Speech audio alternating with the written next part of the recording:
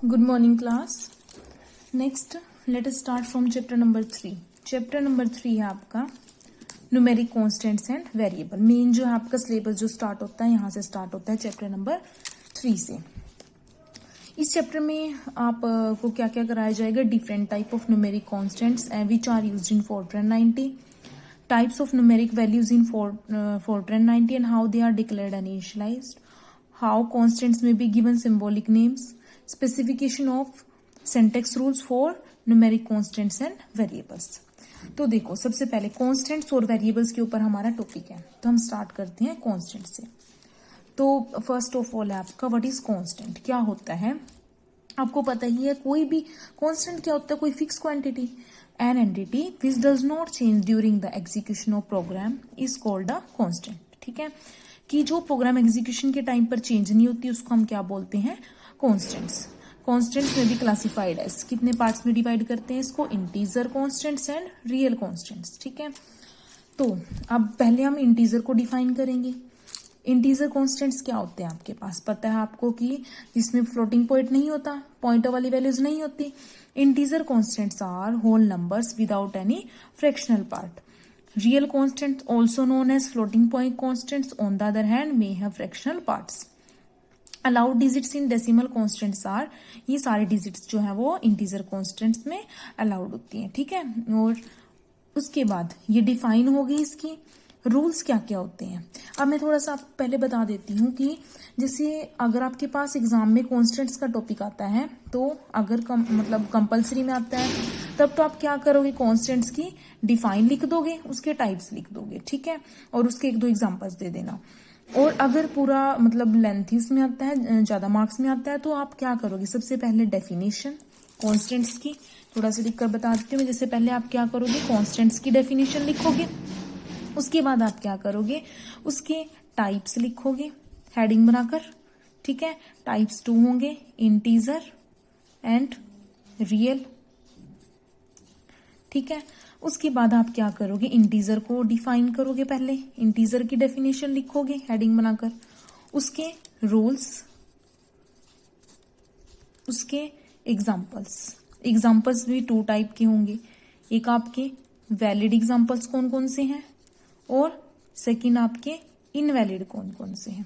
ऐसे आप अटेम्प्ट करोगे पेपर में. पहले कांस्टेंट की डेफिनेशन, फिर उसके टाइप्स, फिर फर्स्ट टाइप उठाओगे, उसको डिफाइन करोगे, उसके रूल्स, एग्जांपल्स. ठीक है, एग्जांपल्स में वैलिड और इनवैलिड. फिर सेकंड टाइप उठाओगे, उसके रूल्स, एग्जांपल्स और उसके वैलिड इनवैलिड एग्जांपल्स. ऐसे आपका कॉन्स्टेंट्स का पूरा टॉपिक कवर हो जाता है. ठीक है, कम मार्क्स में आता है तो आप अपने अकॉर्डिंग डेफिनेशन और टाइप्स बस लिख सकते हो उसकी. ठीक है, तो देखो अब इंटीजर कॉन्स्टेंट्स के रूल्स क्या क्या होते हैं. Decimal integer constants must have at least 1 digit होनी चाहिए उसमें and must be written without a decimal point. It may have either sign positive और negative. If either sign does not precede the constant is assumed to be positive. अब आपको पता है अगर कोई साइन नहीं होता तो ऑटोमेटिकली पॉजिटिव कंसिडर होता है. एग्जाम्पल्स में वैलिड एग्जाम्पल्स, ये कोई भी इंटीजर हो गया, ये भी इंटीजर हो गया, ये भी इंटीजर हो गया, ये इसके वैलिड एग्जांपल्स हैं. इनवैलिड एग्जांपल्स में 11 पॉइंट डेसिमल आ गया तो ये इनवैलिड है. 42,256 कोमा नहीं आना चाहिए, ये इनवैलिड है. ठीक है, ये आपके जैसे इनवैलिड एग्जांपल्स हो गए. कुछ और इनवैलिड एग्जांपल्स आपके आ जाते हैं, जैसे डॉलर का साइन आ गया, यहाँ पर ब्लैंक स्पेस आ गया, यहाँ पर फर्स्ट सिंबल जो है डिजिट नहीं है, तो ये आपके क्या हो जाते हैं? सारे invalid examples. The range of value of N integer depends on the word size of a machine. In 32-bit machine it has a range. कितनी रेंज होती है इसकी? 2^31 - 1 to -2^31 विच इज दिस. ये नंबर होती है, ये रेंज होती है आपकी इंटीजर कॉन्स्टेंट्स की. नेक्स्ट है आपका रियल कांस्टेंट. क्या होता है? A real constants may be written in 1 or 2 form called fractional form और एक्सपोनेंट फॉर्म. ठीक है, पहले डिफाइन में तो ऐसे ही लिखोगे. A constants having decimal point is called real constants. A real constants may be written in 1 or 2 forms called, एक फ्रैक्शनल फॉर्म होती है इसकी, एक एक्सपोनेंट फॉर्म होती है. Rules for writing real constants in these 2 forms are given below. अब पहले ये फ्रैक्शनल फॉर्म के रूल्स है, फिर नीचे जो है ये आपके जो एक्सपोनेंट फॉर्म है उसके रूल्स हैं. अब पहले रियल कॉन्स्टेंट्स के भी 2 टाइप्स हो गए ना, फ्रैक्शनल फॉर्म और एक्सपोनेंट फॉर्म. पहले फ्रैक्शनल के रूल लिखकर उसको उसके वैलिड इनवैलिड एग्जांपल्स हैं, फिर जो है वो जो हमारी एक्सपोनेंट फॉर्म है उसके रूल है और उसके एग्जांपल्स हैं। तो पहले फ्रैक्शनल के देखो, real constant in fractional form must have at least 1 digit and must be written with a decimal point. It may have either the positive or the sign minus sign preceding it. If a sign does not proceed, then it is assumed to be positive. ठीक है, तो वो positive consider होता है। Examples, valid तो पता ही है 1.0, या अपनी तरफ से आप कुछ भी लिख सकते हो बनाकर। और हाँ, दूसरी बात कि आपको जो है डिफाइन समझ आनी चाहिए, उसका मीनिंग समझ आना चाहिए। आप अपनी लैंग्वेज में भी ये थ्योरी लिख सकते हो, ठीक है। जरूरी नहीं है कि जो बुक में लिखा हुआ है सेम आपको लिखना है, आपको उसका मीनिंग पता होना चाहिए। इसको आप अपनी लैंग्वेज में बनाकर भी लिख सकते हो, और एग्जाम्पल भी, ठीक है, अपनी तरफ से लिख सकते हो आप लोग। तो ये आपके कुछ वैलिड एग्जाम्पल्स हैं। इनवैलिड में देखो 1 पॉइंट नहीं है, इसका मतलब ये तो इंटीजर हो गया, तो ये इनवैलिड है। -1/2, ठीक है, तो सिंबल जो है वो इलीगल है इसमें, मतलब बाय नहीं आना चाहिए। मतलब यहाँ पर जो है ये सिंबल जो है इलीगल हो गया इसका। 58,678.94, यहाँ कोमा आ गया, वो भी अलाउड नहीं है। 25,68.5 अंडरस्कोर भी अलाउड नहीं है, ठीक है। तो ये आपके सारे इलीगल हो जाएंगे। In this example above, even तो इसने क्या बोला हुआ है कि जो अगर मेरे पास ये है एंड ये नेगेटिव वैल्यू है आर वैलिड रियल कॉन्स्टेंट्स, ये जो है हमारे पास जो वैलिड है, it is more convenient to write them. इनको हम ऐसे लिख सकते हैं, क्योंकि पॉइंट हटाओगे तो आपके पास अपॉन में जो 10 आएगा उसको ही तो इसने ऐसे लिखा हुआ है, ठीक है। उसको इसने मल्टीप्लाई डिवाइड वो थोड़ा सा अरेंजमेंट करके लिखा हुआ है यहाँ पर, ठीक है। देखो कैसे मतलब इसने क्या किया, 10⁻7 लिख सकते हैं। सो इस मतलब ये नंबर चेंज हो गया। अब इसको लिखा कैसे, ये था ना मेरे पास 5800.0, तो ये इस 0 को तो हम डायरेक्ट ऐसे ही सिंपल उसमें लिख सकते हैं, इसका तो कोई रोल नहीं है। इसको क्या किया, 10⁻7 से मल्टीप्लाई और डिवाइड, जो ये 10⁻7 है यहाँ पर पॉइंट बना देगा। 1 2 3 4 5 6 7, ठीक है, तो यहाँ पर लग जाएगा पॉइंट, तो 0.58 और मल्टीप्लाई 10⁻7 आपका बचेगा। तो वो इसने लिखा हुआ है। एंड सेकेंड नंबर को भी ऐसे अरेंज करके लिखा हुआ है, ठीक है। The exponent notation for writing real constants provide this facility. In this notation these 2 numbers में बी रिटन एज। और हम इनको कैसे लिख सकते हैं, इस 10 को हम क्या लिखते हैं एक्सपोनेंट फॉर्म में ई, ठीक है। तो 0.58E7, ऐसे ही -0.156E-4, ठीक है। इनको हम ऐसे लिख सकते हैं। In the above example E7 and E-4 are use to represent 10⁻7 and 10⁻4 को हम रिप्रेजेंट करते हैं। In this notation real constants is represented in 2 parts, mantissa part and the exponent part, ठीक है। एक्सपोनेंट पार्ट तो ई वाला हो गया, आगे वाला आपका मेंटीजा पार्ट हो गया। तो 0.58 and -0.156 are the respective mantissa, and 7 and -4 जो आपके क्या हो गए हैं, एक्सपोनेंट हो गए। We will now give the form rules for writing real constants in exponent form. अब ये आपका था जो रूल्स थे फ्रैक्शनल फॉर्म के थे। अब आपके रूल्स जो है वो एक्सपोनेंट फॉर्म के हैं। A real constants in exponent form consist of a mantissa and exponent. The mantissa must have at least 1 digit, की मेंटीजा पार्ट भी जो होगा मीन्स जैसे ये था, इसमें भी क्या होनी चाहिए, at least 1 digit. It may have a sign, if a sign is omitted it is assumed to be positive. The mentisa is followed by letter E or E and the exponent. The exponent must be an integer. ये आपका integer हो सकता है without a decimal point, and मतलब exponent में भी क्या होगा, विदाउट डेसिमल पॉइंट इंटीजर होगा, and must have at least 1 digit होनी चाहिए। A sign for the exponent is optional, और साइन उसके लिए ऑप्शनल है। The actual number of digits in the mantissa and the exponent depend on the computer being used. The mantissa may have up to 7 digits होती है, मेंटीजा में हो सकती है मतलब, एंड द एक्सपोनेंट में हैव बिटवीन -38 to 38, -38 से +38 है। 32 बिट मशीन के कंप्यूटर में ये रेंज है इसकी, ठीक है। एग्जाम्पल्स आ गए आपके, ये कुछ वैलिड एग्जाम्पल्स हो गए, ई लगाकर उन्होंने लिखे हुए हैं।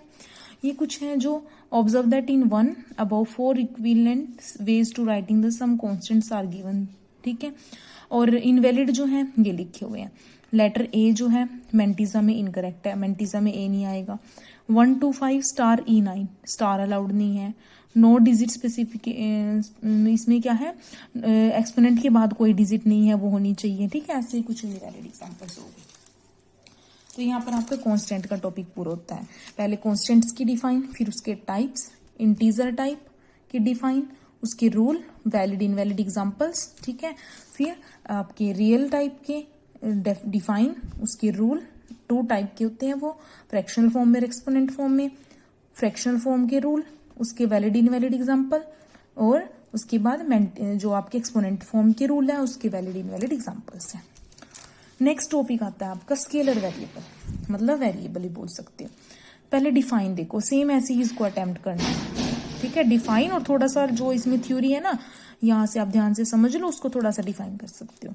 एक क्वांटिटी विच में वेरी ड्यूरिंग प्रोग्राम एग्जीक्यूशन, अगर फिक्स रहती है तो कांस्टेंट, अगर वेरी करती है प्रोग्राम एग्जीक्यूशन के टाइम पर तो वो क्या हो जाती है, वेरिएबल, is called variable.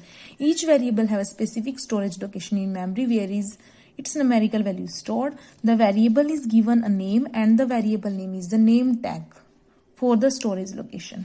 कि हम वेरिएबल को कोई ना कोई नेम दे देते हैं और वो स्टोरेज लोकेशन के लिए नेम टैग बनती है। The value of the variable at any instant during the execution of program is equal to the number stored in the storage location identified by name of the variable. देखो जैसे हम कैसे identify करते हैं, storage location पर 2.8 है, इसको हमने टोटल नेम दिया हुआ है तो ये वैल्यू टोटल के प्लेस पर 2.8 स्टोर हुई है हमारी, ठीक है। ये वेरिएबल का नेम है, ये इसका कंटेंट है। When a variable name can contain only 1 number it is called a scalar variable. जब वो सिर्फ एक सिंगल वैल्यू कंटेन करता है तो उसको हम क्या बोलते हैं, scalar variable. In Fortran 90, the word identifier is used as the general terminology for names given to the variable, function, constant, derived type, etc. अब मैंने कीवर्ड तो आपको बताया था कि कीवर्ड क्या होते हैं, जो पहले से प्री डिफाइंड है, पहले से फिक्स है उसके अंदर, फोर्ट्रन के अंदर, उनको कीवर्ड बोलते हैं। पर आइडेंटिफायर क्या होते हैं, जैसे मैंने इसको नेम दे दिया वेरिएबल को, किसी फंक्शन को नेम दे दिया, किसी कॉन्स्टेंट को नेम दे दिया, ठीक है, तो ये क्या होते हैं हमारे पास identifiers. As variable names are name tags of memory location where numbers are stored and numbers are of 2 types, integer and real। वो ये है कि वो नेम टैग होता है उसके लिए, और नंबर जो होते हैं 2 टाइप के आप स्टोर करा सकते हो, वो इंटीजर और real. One has to define a variable name are being of the type real or integer. A number stored in memory location with variable name of type integer is an integer and the number, अगर हम integer type का variable उठा रहे हैं तो उसको type integer लिखोगे, और रियल टाइप का उठा रहे हैं तो उसको टाइप रियल दोगे, ठीक है। With a variable name of type real में है fractional part with restriction discussed in the last section. We will now give rules for writing identifier which are used as variable names. अब identifier बोल सकते हो या variable name बोल सकते हो, उसके रूल्स जो होंगे क्या क्या होंगे। Identifier is any combination of 1, पहले तो क्या होता है, identifier is any combination of 1 और मोर लेटर्स और digits. The first character in the identifier must be a letter, it must not contain any character other than letter and digit. The underscore is taken as letter. Identifier must be up to 31 character long, ठीक है। वही है, मतलब कोई variable को name दोगे तो variable declaration में आपको बताया था कि उसमें 31 करेक्टर लॉन्ग आपका हो सकता है। Both upper and lower case letter may be used for writing identifier. Upper and lower case are treated as identical, in other words temp and temp are not two different identifiers, ठीक है, ये same ही होते हैं आपके। इसके कुछ examples हैं, valid identifiers लिखे हुए हैं जैसे NA थीटा, ये कोई भी वेरिएबल नेम्स को आइडेंटिफायर बोलते हैं, ठीक है। और कुछ इनवैलिड जैसे डॉलर डाल दिया, करेक्टर हैश डाल दिया, ठीक है, यहाँ पर डॉट डाल दी, ये कुछ इनवैलिड हो गए आपके, ठीक है। नेक्स्ट इसमें क्या है, we stated about that program is a legal variable name even though it is a keyword. A set of keywords are used in Fortran 90 for special purpose and it is not advisable to use them as identified. In this book we will use capital letters for all keywords, कि हम keywords के लिए capital letter use करेंगे इसमें, ठीक है। यहाँ पर तो इसमें बस एक ही आइडेंटिफायर का नेम लेकर बताया हुआ है, ये वो कीवर्ड नहीं है आपका इसमें। ये आपका सेकेंड टॉपिक कवर होता है यहाँ पर कि हमारे स्केलर वेरिएबल क्या होते हैं, उसके डिफाइन, ठीक है, उसके रूल्स आप यहीं से लिख सकते हो, ये वाले रूल्स बन जाएंगे, ये वैलिड इनवैलिड एग्जांपल हो जाएंगे आपके, ठीक है। नेक्स्ट हमारा टॉपिक है डिक्लेयरिंग वेरिएबल नेम्स। अब वेरिएबल नेम्स को डिक्लेयर कैसे करते हो। Identifier used as variable names are explicitly typed as real or const integer. By the following declaration, we should appear at the beginning of program before the variable names. ठीक है, आपको पता है कि वेरिएबल नेम्स को हम use करने से पहले उनको डिक्लेयर करते हैं, तो उसको हम क्या बोलते हैं, डिक्लेयरिंग वेरिएबल नेम्स. और सेंटेक्स, सबसे पहले उसका सेंटेक्स लिखोगे. क्या होता है, टाइप नेम, मतलब उसका टाइप क्या है, रियल टाइप है या इंटीजर है. डबल कोलन डालकर list of variable separated by comma लिख सकते हो, या फिर variable name comma and so on variable name. ये डिक्लेरेशन का सेंटेक्स हो गया. फिर आप सेकंड, पहले डिफाइन लिखिए आपने कि क्या होता है, क्या मीनिंग है. ये डिफाइन आ जाएगी आपकी फर्स्ट लाइन, फिर सेंटेक्स आएगा, फिर एग्जाम्पल आएगा. ठीक है, तो उसके बाद रूल लिखोगे आप. ऐसे आपने अटेम्प्ट करना है. डिक्लेयरिंग वेरिएबल में कैसे कैसे करोगे, पहले आपका सेंटेक्स, फर्स्ट आएगा आपका सेंटेक्स. ठीक है, सेकंड आ जाएगा आपका, मतलब sorry, first define, definition, second syntax, third जो है आपके एग्जाम्पल, और फोर्थ में क्या आ जाएंगे, रूल्स आ जाएंगे आपके डिक्लेरेशन के. ठीक है, ऐसे अटेम्प्ट करोगे पेपर में. तो नेक्स्ट सेंटेक्स के बाद, we have used italics for type name to emphasize that it is a keyword. The type name variable for variable name storing number are integer for integer and real for real. अब valid examples, integer डाल के मैंने जैसे N उठा लिया, height, count, कोई भी name उठा के दिखा सकते हो, ऐसे रियल में. ठीक है, उसके बाद रूल्स क्या होते हैं इसके. रूल्स जो है, पहले all numerical variables in Fortran 90 should be declared as integer और real before they are stored in a program. कि हमें सबसे पहले प्रोग्राम में यूज करने से पहले उनको डिक्लेयर कराना पड़ता है कि वे किस टाइप के हैं, इंटीजर टाइप के हैं या रियल टाइप के हैं. Declaration consist of keyword integer और real followed by double colon. The variable names are separated by commas, से सेपरेट होने चाहिए. When a variable name is declared, a memory location is identified as given this name. जैसे इन्होंने बना के दिखाया हुआ है कि रियल है, इधर इंटीजर उठा लिया, यहाँ कंटेंट आ गए दोनों के, यहाँ जैसे एवरेज रियल होगी, काउंट इंटीजर हो गया. ठीक है, ऐसे डिक्लेयर कराया हुआ है. उसके बाद इनवैलिड एग्जाम्पल भी दे सकते हो, जो स्टार्टिंग में हमने पहले क्या किया, डिफाइन, फिर सेंटेक्स, फिर एग्जाम्पल. एग्जाम्पल्स में ये इनवैलिड आ जाएंगे, इवैलिड, इनवैलिड, फिर रूल्स लिखोगे आप. ठीक है, इनवैलिड में जैसे रियल कोमा डाल दिया, डबल कोलन नहीं डाली है. इंटीजर सिंगल कोलन डाली हुई है, डबल कोलन है पर इंट डाला हुआ है, इंटीजर नहीं डाला हुआ है. भी इंट तो इसमें होता ही नहीं, इसमें तो इंटीजर होता है. ठीक है, तो यहाँ आपके क्या आ जाएंगे, रूल्स आ जाएंगे. तो यहाँ तक आपका ये टॉपिक कंप्लीट हो जाता है. उसके बाद जो है थोड़ी थ्योरी है, ये बता देती हूँ किसमें क्या क्या बताया हुआ है. Note that an enormous number of variable names may be defined using the rules to form identifiers. It is good practice to exploit this numerous choice in naming variables in programs by using meaningful identifier. इसमें ये बताया हुआ है कि आप identifier को कोई ना कोई मीनिंगफुल नेम दो, जिससे हमें पता चले कि हम क्या करना चाहते हैं उस प्रोग्राम में. For example, if one is calculating temperature, pressure and the life of catalyst in a chemical process, the corresponding variable in program may be name temperature, pressure, catalyst, life respectively. कि अगर हम कोई temperature, pressure calculate करना चाहते हैं तो उनको variable name temperature, pressure, catalyst, life ये दो. Contrast this with the names TPCI. मतलब ये करने के बजाय आप पूरे पूरे नेम लिखो. Which one may have given this letter names are not meaningful and thus provide no help. ये कोई मीनिंग नहीं प्रोवाइड करती, इससे हमें हेल्प भी नहीं मिलती in understanding the role of variable name in program. तो in Fortran 90 a value can be assign to a variable name when it is declared. कि जब हम डिक्लेयर करते हैं तो हम वैल्यू भी असाइन कर सकते हैं. It is the initial value of variable. इसको हम क्या बोलते हैं, इनिशियल वैल्यू वेरिएबल की. जैसे एग्जाम्पल उन्होंने लिखे हुए हैं, इंटीजर x इक्वल टू 2, तो हमने वेरिएबल को डिक्लेयर करने के साथ साथ ही इनिशियलाइज करा दिया. p is equal to this, value is equal to this. Real में भी ऐसे किया हुआ है, y को इनिशियलाइज नहीं कराया, बाकी दोनों को इनिशियलाइज कराया हुआ है. In the above declaration, y is not assigned any value. The other variables are assigned initial value specified. When a variable is declared real, the number of significant digits is around 7 and exponent range is plus minus 38. ये तो बताया था कि 7 integer part में होती हैं, plus minus 38 जो exponent में होती है. रेंज की इतनी डिजिट्स आप उठा सकते हो. These values are based on adaptation of standard prescribed by the Institution of Electrical and Electronic Engineer called this. In many numerical computations, 7 significant or digit are found insufficient. कि कभी कभी क्या होता है कि कैलकुलेशन बहुत बड़ी होती है और उसमें हमें क्या होता है कि 7 डिजिट जो है आपके वो कम पड़ जाते हैं और वो एरर दे देता है, राउंड एरर, ठीक है। Thus Fortran 90 allows one to declare some variable as double precision.